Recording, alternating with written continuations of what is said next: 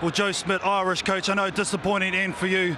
I mean, to give the All Blacks a 22-point head start, you just can't do that, can you? No, and it wasn't just the 22 points, it was all the ball we gave them.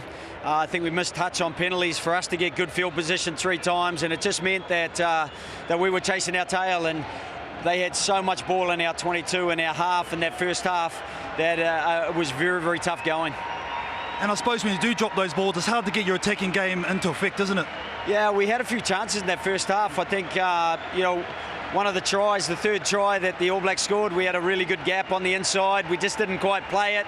We just didn't quite have a feel. We've been a little bit flat all season, you know, which is disappointing. Maybe we were great last year, and we just maybe come off the top of that and haven't quite been where we wanted to be all year. I suppose you would have heard Rory's words, being a legend, and what he's done for Irish rugby. He mentioned you, I mean, 6 years, 3 Six Nations, the first time ever beaten the All Blacks at home. Once again, Coach, I'll let you have the last word.